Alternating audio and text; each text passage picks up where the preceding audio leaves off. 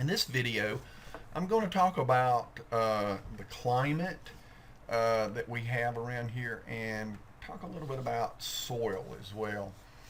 So, when we're building a house, we have to build a house for a particular climate. We just don't, unless we have a motorhome or something like that, that house is pretty much going to stay where it is. So, when we're looking at the world climate here on this particular map, we have all of these different wonderful pretty colors that if you look down here tell you what it is. So obviously red is hot and blue is cold, as we know that. So we have all the way from polar tundra, polar frost, to tropical rainforests, monsoons, and so forth. And in this particular map of the world here, it shows us the equator, it shows us the Tropic of Cancer, it shows us the Tropic of Capricorn. I can't speak tonight. And of course the Antarctic Circle and the Arctic Circle. What do these lines represent on our planet Earth here? We know that the equator that's where the sun stays exactly the same all the time. It stays right overhead. If we live zero on the equator, the sun is going to be in the same place in the summertime as it will be in the wintertime. As we slowly move from one place to the other here, we are going to find out that we have Tropic of Cancer and the Tropic of Capricorn. In between this land, in between the two lines here, have the same amount of sunshine and darkness all year round. In other words, they have 12 hours of sun, 12 hours of darkness all year round.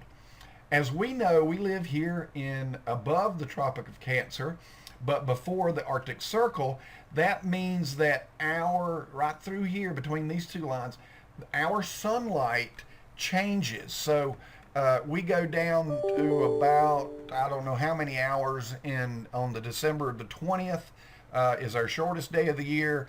And then on the longest day of the year, which is June 21st, that the sun is going to be more than it is at night. So in December, our nights are longer.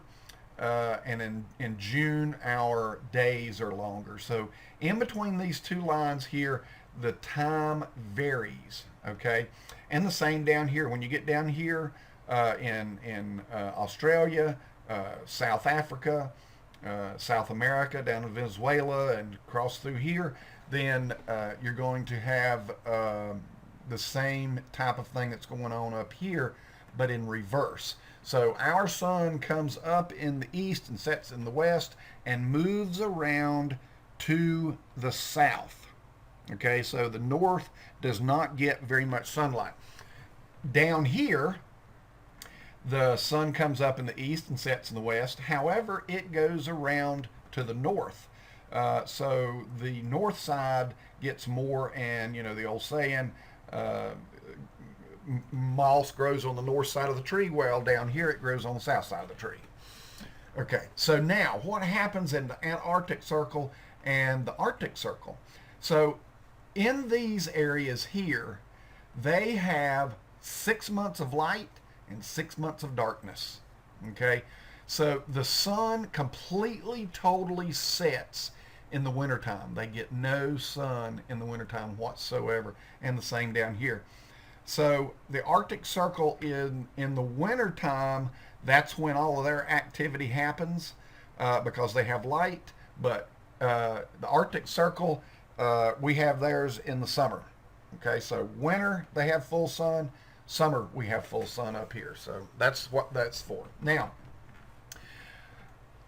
even though we're on the same median here, as the same latitude across through here, we got a lot of different stuff going on here, and there's a reason for that. Notice that there's a green patch here on the east side of North America. Notice that there's a green patch here on the east side of Asia, pretty much in the same place. Let's look down here.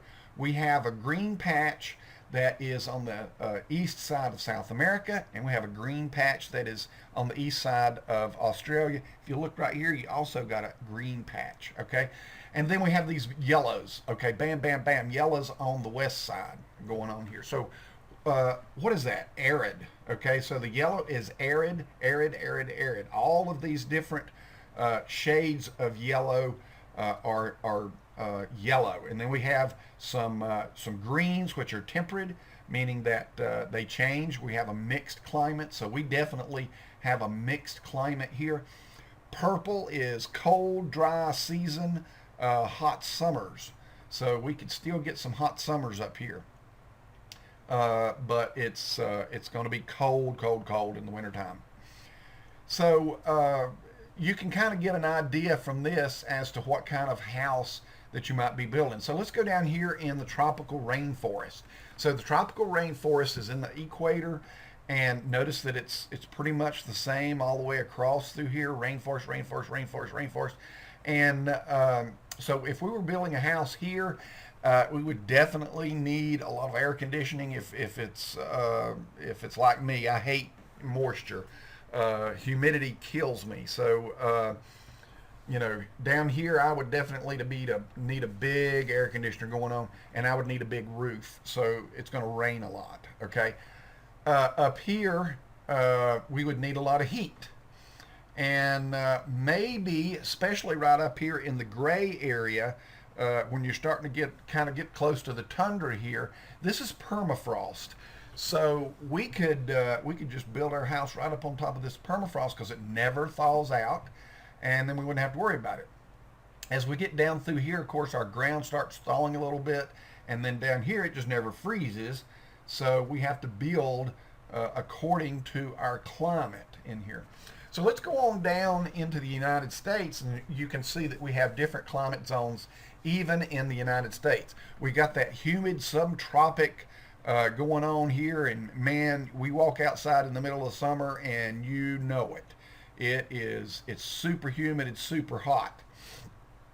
You get up a little bit further and you get humid continental. In other words, it's continental. It's warm in the summers, but you still have some pretty cool weather in the wintertime, and especially in this section here where they have just tons of rain and snow because of the lakes right there. However, you get out here, you're in the desert, mountain desert, so we're not going to have any rain much to speak of out through here. And I guess if you've heard, California right now is burning away. Northern California is burning up because they have no rain. It's so super dry right now, and they're dying out here. So we get a lot of rain here, which this through here is pretty much close to ours, except they do not get that summer humidity like we do. They get a lot of rain, but it dries out fairly quickly, where it just is moist as piss out through here, and we are just dying in the humidity on there. So, you know, we look at this type of thing so that we know know how to build a house. Down here we're going to have a vapor barrier on the outside of the house, but up here we're going to have a vapor barrier on the inside of the house. So the vapor barrier goes on the side of the house that is heated in winter. So here we are a mixed climate. We still kind of put the vapor barrier on the inside of the house because we do have heat on. But if you get to about somewhere in here, they don't use a whole lot of heat through here. So my daughter lives here in Texas, and I asked her, I said, she was wanting to know when I was coming to see her, and I asked her, said, well, when does frost season? She said, well, it might frost one day out of the year. And I'm like, well, that'll be the one day that I come then. So, you know, there's just no frost in here whatsoever. So let's break it down even further. Let's go into North Carolina.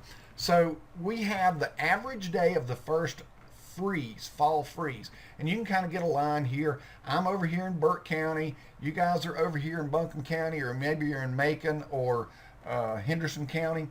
So it varies here quite a bit. And then if you're living in the highlands up here, then man, it's gonna be before October 15th. It's gonna freeze way before October 15th, and then it's gonna freeze in the Asheville area and up through here towards West Jefferson, and then here in Burke County, I'm gonna get it about the third week of October, and then of course you go out towards the coast a little bit in Charlotte, and then they're going to get it November, or excuse me, 1st of November, and then as it goes out and goes out and goes out, then they're not going to even see a freeze out here on the coast until after November 15th. So because of this kind of gives us an idea of where the freezes happen. So if you live in this area here, right through the highlands here, then you're going to have to put your footings a little bit further deeper than the rest of the North Carolina. North Carolina as a whole, we count 12 inches below the surface for our frost line. So the highlands, they have to go 18 inches, and that counts in Buncombe County as well. So late average date for last spring freeze. So again, the highlands, they're going to still get frozen way up into May, and then it works just the opposite. It's going to freeze less. It's going to. How am I trying to say this? You'll have late frosts here and early frosts here. So that it works just the opposite going back out through there, and those are our climate maps. Let's see, I don't want to go there quite yet. Let's go over to the code. So you can go to codes. Let me pause you because the dogs are going to bark. Sorry about that, guys. The dogs just seem to always pick the right time to start barking. I should have closed the door. Okay, so we're talking about the climate, and let's go down here to Chapter 3 of the Building Code. So let me say something about this. Codes.iccsafe.org. You can get to the North Carolina Residential Code for 2018. You can get free access to these, but you just can't copy and paste them. Or print them or anything like that. So if you get if you get the premium access like I've got here, then you can copy and paste and all kinds of things like that. So anyway, down here in the building building planning mode, it talks a lot about climatic and geographic design criterias. It talks about roof loads. It talks about wind speeds, seismic designs, and so forth like that. So it talks about frost line. As you see here, it's got 12 inches. And then you go down through here, and it talks about cladding for high buildings. It talks about height and exposure adjustments. It talks about ultimate wind speeds by county. So Buncombe County, you'll see here that it falls under the special mountain region. But then when we get out west, we got Onslow and New Hanover. They're 140 to 150 miles per hour. So they have a little bit different criteria because they are on the coast. So the ultimate design wind speed for mountain regions, that takes place depending on how high it is. So for most cases around Asheville, we're talking about 115 miles per hour. But then our greatest peaks, Mount Mitchell, for instance, would be 150 miles per hour. Even though Grandfather Mountain broke, well, there's a kind of a long-standing argument going on between Mount Washington and Grandfather Mountain as to the highest wind speed recorded. Right now, the highest wind speed recorded is 212 miles an hour on Mount Washington, only because on Grandfather Mountain, the wind speed meter went to 200 miles an hour and it broke it. So we don't really know how fast the wind speed was on Grandfather Mountain. We have sections where we have to worry about pressure on windows and doors, and then we have county seismic activity design, and you'll notice that Buncombe is one of the counties that have to worry about seismic categories, seismic design categories. In this map here, it's a climate zone map. It tells you how deep the footings or how deep the frost. Wait a minute, I'm sorry. Design temperatures based on incline. Yeah, temperatures, design temperatures. So these are the design temperatures in Celsius. Okay, so these are the free zones in Celsius. And you can see here it goes from 50 degrees Celsius in the tip of Florida to a negative 20 degrees up here in the top of Minnesota, yeah. So, you know, your building code is going to dictate a lot of your design criteria for speed, for wind speed, for seismic activity, and so forth like that. And it just goes on and on and on and on, and there's just tons of information in here. And you'll learn about that when you take the building code class. I teach that, and I go into a bunch of details on that. So let's go back over here now. That's so that was, you know, we're talking about climates here. We haven't been up to this point talking about how cold, how hot it's going to be, and things that have to be taken into consideration when building a house for climate. We did talk a little bit about seismic activity in the code, but let's look over here at this pretty little map. So this map here breaks it down by whatever type of soils that we have. So down here, obviously, we've got sand, and then we get some mixture of sands, and then right here, this shelf here is it changes everything. If you'll notice, it's nice and pretty here, and then all of a sudden, bam, it just changes into all kinds of chaos here. And so this little shelf right here, from here down, was underwater for a great amount of years as evolution were taking place. But I want you to I want to point to something right here. You'll notice that we have this black line that runs down through here. This black line is a fault line called the Brevard Fault, and this goes through Transylvania County, and that's why Transylvania County has so many waterfalls, because the ground has just is completely different on the west side of the fault line than it is on the east side.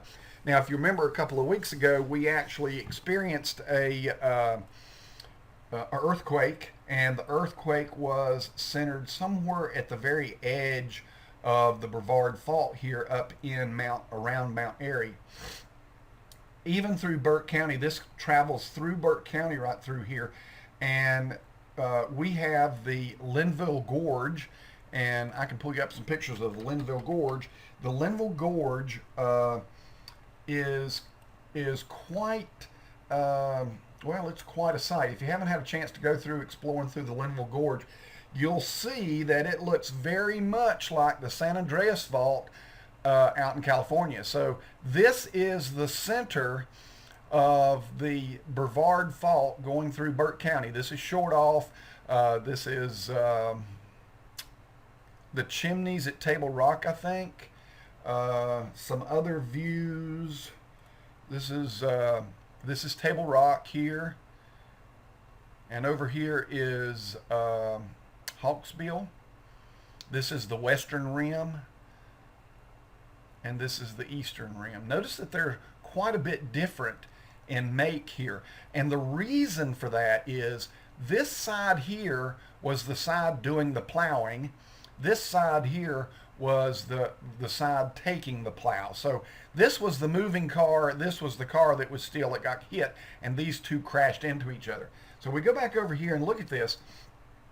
This was these two were completely, totally different continents back when it was Pangea, when we were a single continent basically. These were two separate entities and had a great vast ocean between the two of them. Well, this, if you take this line right up through here, this whole area here, all the way up the Blue Ridge Parkway, this was moving in, and this was called the Floridian continent, I believe, and uh, it smashed into the North American continent, and that is why there is such a huge difference in these two sides here, because this was, like I say, the Floridian continent, and this was the North American continent as we know it today. And again, that runs all the way from, from the edge of the panhandle of Florida all the way up through to Maine. And so that's a little tidbit right there for you. Now, because we have such different varieties of soils and so forth through here, different types of foundations have to be used. Down here we've got sandy soils. Up here we have clay soils. So there's a term for that, and it's called, down here, this is, and I've lost it all of a sudden. I'm going to cheat and go over here and look at it. Coherent and cohesionless and coherent, not coherent, I'm losing something here. But anyway, let's look through this little plow point here, and maybe I can get my bearing on this. So the definition, the simplest classification of geological deposits fall generally into two major classes to provide engineers and others with basic information, which is rock or soil. Now, a minute ago, we looked at rock or soil. We had, in our area, we've got a lot of rock and a lot of soil, depending on where we're at in Western North Carolina. Western North Carolina is the oldest mountains in the world, and believe it or not, some of our mountains, maybe Mount Mitchell, was at one time as large, if not higher, than Mount Everest, and over the eons it has slowly been eaten away. So we have a rock, which refers to mainly a hard, rigid, and strongly cemented deposit, and then soil, which refers to soft, loose, cemented deposits. Okay, so the rock has been, put in place, and we've got soils that go over the top of it. The importance for construction purposes, that's what we're having to deal with. Construction purposes, structural implementation, foundation choices, big time on the foundation choices, and reduce the risk of soil foundation failure. Out in California, their mineral soil is not very thick on their mountains, where ours is very, very deep. And out in California, they have a lot of rock slides, or not rock slides, but landslides that just take the house down. Excuse me. So their soil is not very deep on those rock formations and can easily slide off.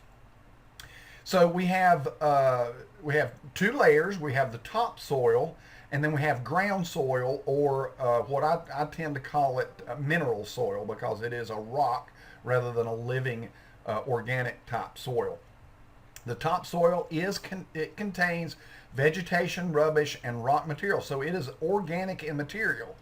It's not suitable for supporting anything, and we usually have to get rid of it. So not necessarily get rid of it. I don't like the word get rid of it, because when I do a job site, I like to strip the topsoil away, build the house, and then put that topsoil back to help with the climate and so forth. Ground soils, or what I like to say I call mineral soils, are it's rock. It's a layer of soil that has a lot of minerals in it, and it's good to support light construction, which is houses and so forth, but no skyscrapers and so forth like that. We have transported soils, we have residual soils, and we have organic soils. So transported soils is the gravel and sand and so forth that we move from place to place by man, or it is blown or moved into place by water. So when we have a flood and we have a lot of sand or silt that's been pulled into play, that's been moved by the water, that is transported soil. Residual soil. So it's weathered array actions of rocks which might break apart, crushed, sometimes become smaller pieces.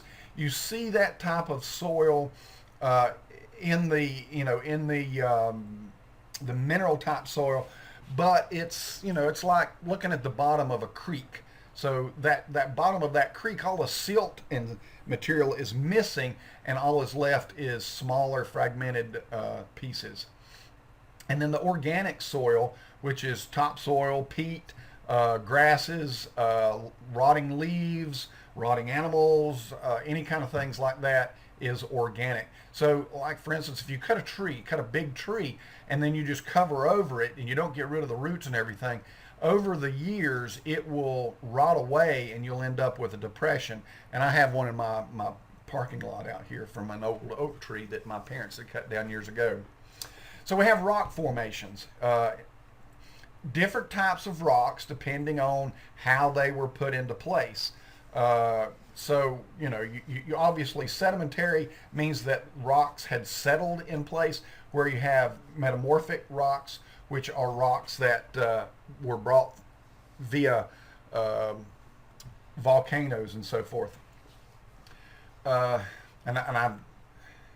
I can't pronounce that word, and I'm sorry for some reason, and I'm tongue-tied.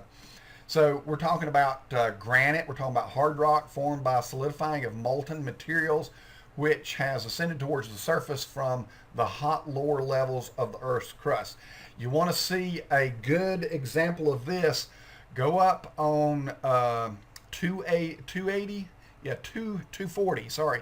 You go up on 240, where the rocks have been cut out for the road there beside of Tunnel Road. Beautiful formations in the rocks there. You can see how they just kind of flow. Really, really beautiful stuff going on there. Also, you can, if you travel, what is that, 321 from Lenore to Boone, oh my God, it's the most beautiful rock formations, just because it looks like an ocean has been froze there because of the movements in those rocks between the blue granites and the white granites, and then you have deposits of crystals in between that.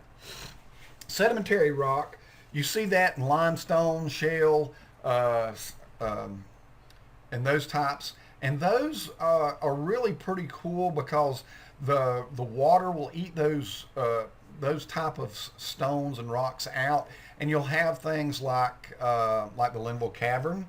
For instance, if you've ever been to the Natural Bridge up in Virginia, those are all types of sedimentary rock that's been washed away and have left really cool monuments in the rock. And then you've got the more metamorphic rock, your quartz and marbles and slates and so forth. And you can see that when you look at a piece of slate or marble that has, or quartz that has been cut into it, has all these pretty movements of different types of material there that has been it's been made through in the magma of the earth, which is under a lot of pressure. So here's what I was wanting to get to, was two types of soils: non-cohesive and cohesive. All right, so cohesive soils, fine-grained particles are closely integrated and stick together. Okay, go outside in western North Carolina and grab you a handful of good old western North Carolina clay dirt, and put a little water to it, and you make the biggest ball, clod ball you can ever imagine. Throw it at something, and it's probably going to stick to it. So if you throw it at your brother's head or something, it's going to plaster upside the head, knock him out, and he's going to have a big old dirt clod stuck to the side of his head. Okay, because of these silts and so forth, we can dig our footings, and we don't have to worry about the sides caving in, providing that we dig our footings and pour them quickly before it rains. Because if it rains, this cohesive soil just turns into absolute liquid. And then you have the non-cohesive soil, which is particles that are not sticking together. So if we go down to the coast, go down to the beach, grab us up a big old handful of sand there and try to make us a clod ball out of it, it ain't gonna hold. Okay, so here when we start building our footings here, we have to actually dig our footings wider than needed. We have to put form boards up to the sides of the footings, and then we can pour concrete into them, and they will hold only with the help of form boards. And then different types of soils is classified by the sizes. Moisture content. So when you do a soils test here in Western North Carolina, they will actually weigh the soil. They go out to the site and they take a sample of this and they'll weigh it, and then they don't burn it, but they toast it. Let's say they put it in an oven and it's set on about 150 to 200 degrees Fahrenheit, and it cooks for a couple hours, and that just gets rid of all of the moisture content. And then we can measure that moisture content by weighing it again. So we take the first weight and then we subtract the second weight of it, and that way we know how much moisture was in it. And so there's limits to that. We can't build a house in our Western North Carolina clay after it rained, because especially if it's rained a lot, because it's going to be just mud. It's not going to hold anything. So it's not very good soil for stuff like that.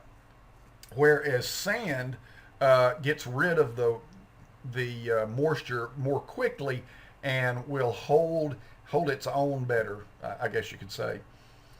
We got to worry about groundwater. Do we have any underground rivers or springs or so forth? Because we can't build a house on a spring.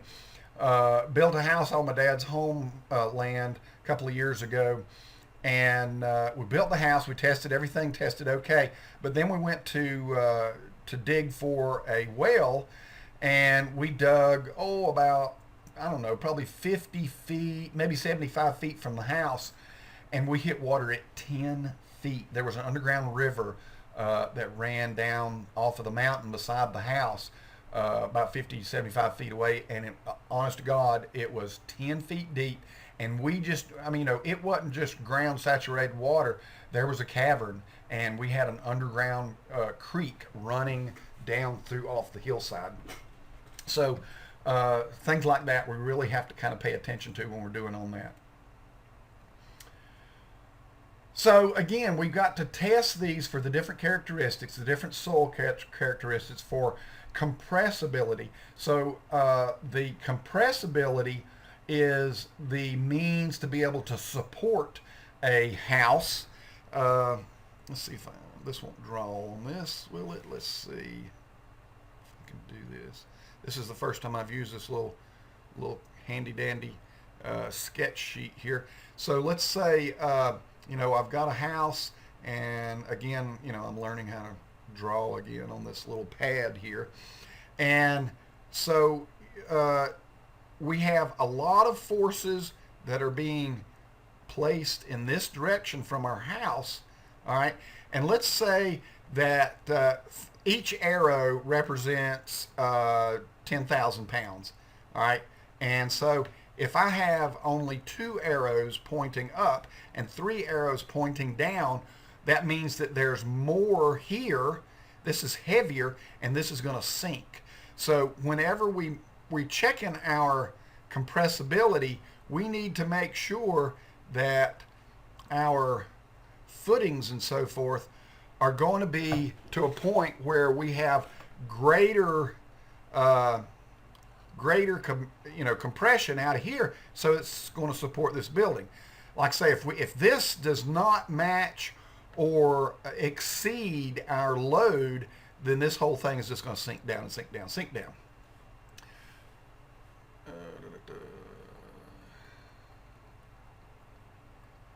So permeability, let me get rid of the rest of those little arrows.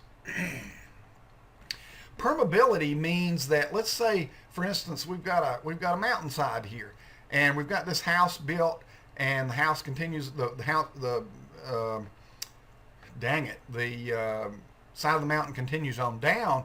So we need some permeability here, so that if we get water in here, then we need to make sure that this water, can be able to get out of here. We've got to get this water out of here so it doesn't stay absorbed in the ground here, and permeability has a big thing to do on that. So this is basically to get rid of water. All right, so all of this permeability is to get rid of this water. All right, and again, that non-cohesive soil, the soil like sand, is going to be better at getting rid of this than our soils that we have around here. Now, plasticity. Plasticity means that how flexible is it? How can we move it to make what we need to make? Now, Western North Carolina soil is rather good at being plasticity, but if we get a lot of rain and we don't have a whole lot of permeability, then this could all just cave away, and we'll lose a house and everything. And a lot of that's what happens in California, is this plasticity once is not as permeable as it should be, and then we just bam, because this might be rock here, and then we have the soil that the rock and everything, or the ground soils are over here, and then when we get enough of that rain, bam, it pulls into there. Whoops. And we just lose the whole thing off that shelf right there.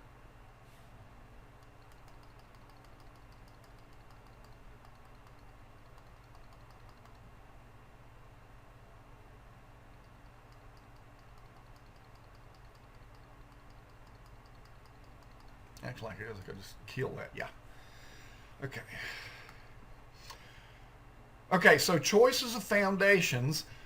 If we have solid, let me open my little handy dandy whiteboard here again. We have, I'm going to actually move this to where I can draw better on it. Well, maybe. I think I just lost a fan or something there. So we have sands and gravels and so forth. We're going to use shallow strips or pads. So what I mean by a pad is we can do a pad. God almighty, I can't believe I draw this bad on this board here. All right, so we could do the entire house on a pad, and shit, this is unbelievable. Come on, I can do better than this. All right, so we can build the house on this slab here, which the slabs and the footings are all one, and it will hold up because we have more area here to support the building. Uniform, firm, stiff clays where vegetation is insignificant. Then we can bore piles and ground beams and strip foundations pretty deep. So basically we can build a house with piers, something like this, to hold our house. Okay. Soft clays, soft silty clays, strip footings up to 1 meter wide if bearing capacity is sufficient. So right now, let me tell you what, WNC. All right, so here's where our walls come down from, like our basements and so forth, and then we have to make a wide footing, and this is called a continuous or continuous, and for some reason I'm lost at terms. Spread footing, sorry. So this is a spread footing, meaning that, let's say, I showed you the little arrows here. Let's go up to a different color and go to red. Let's say that we have one arrow in here, one great big arrow in here. All right.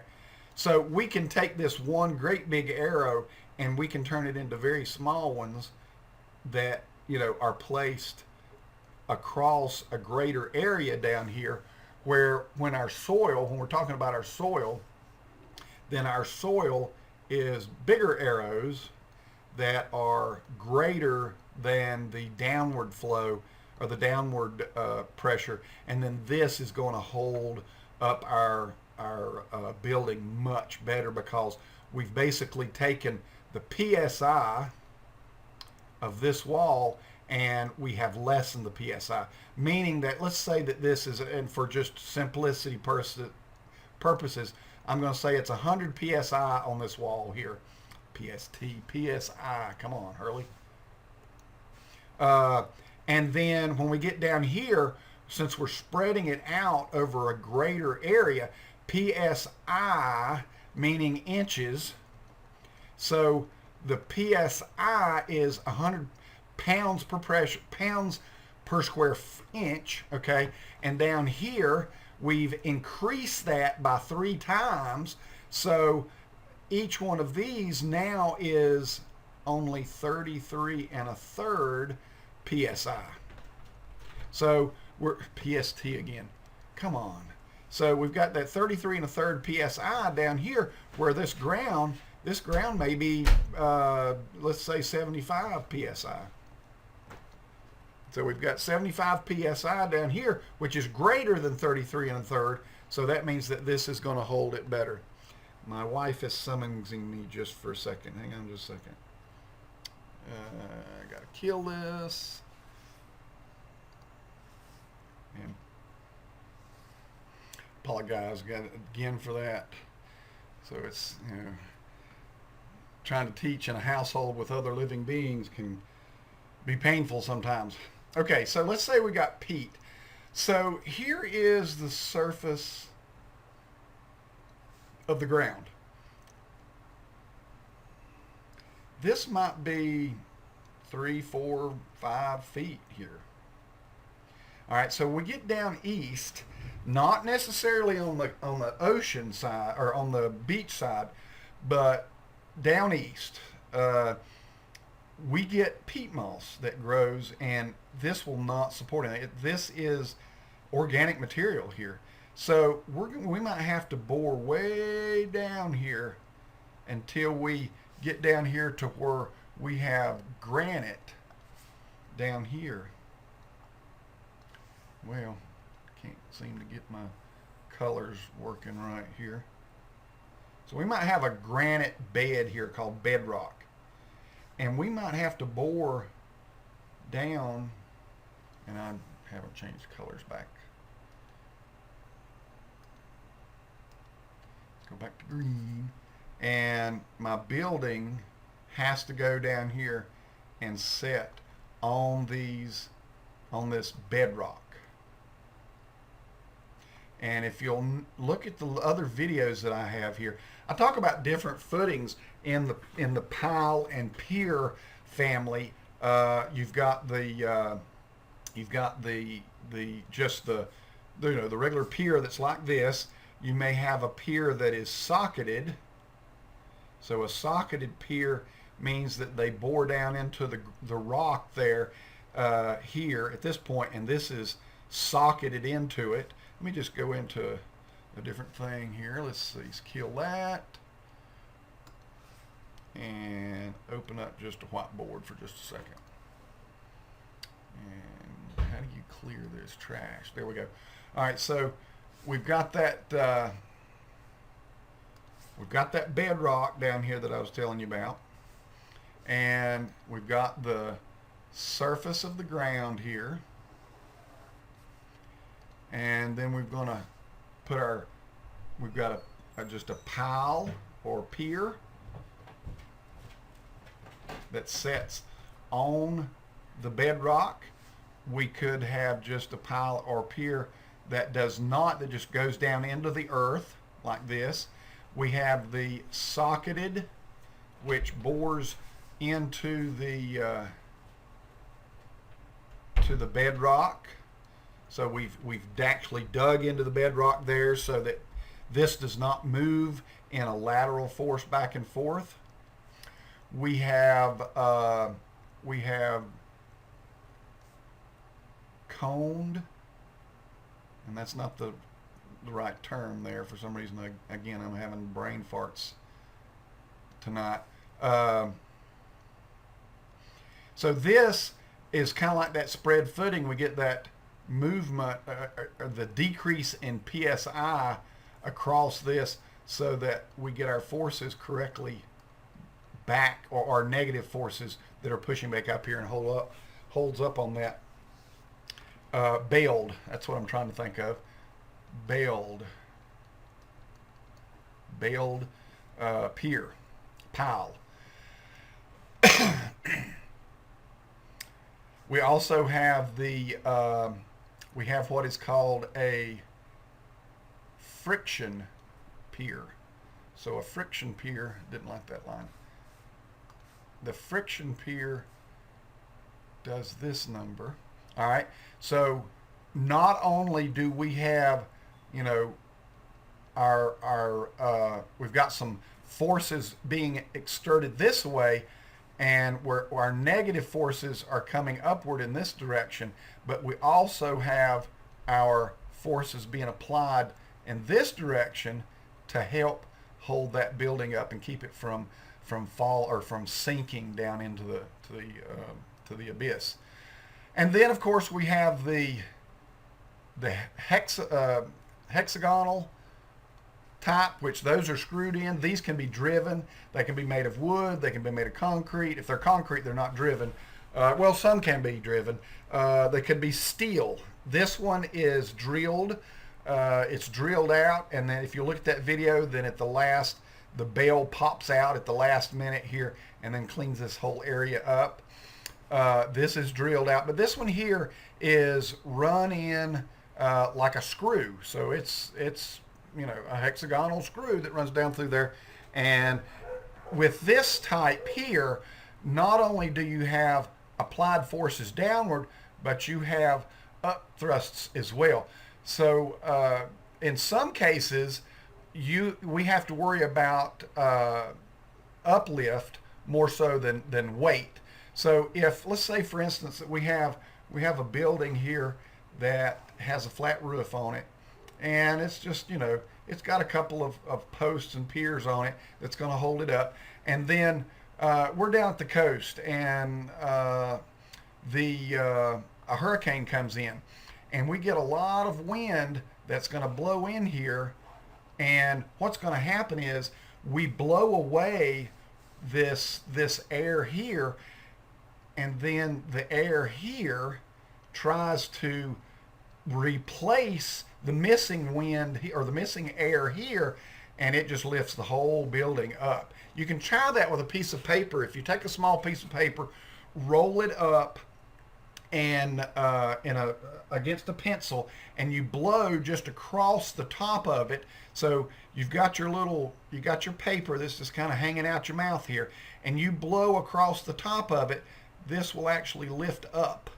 And so try that, and I'll do a video of this, of me doing that, so you guys don't think I'm stupid looking at, but kind of give you an idea on that. So for now, that is all I have to say about that, as Forrest Gump would say. So if you have any questions, you know what to do.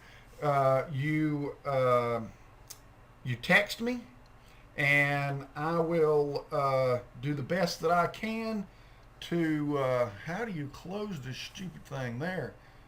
Come back here, there.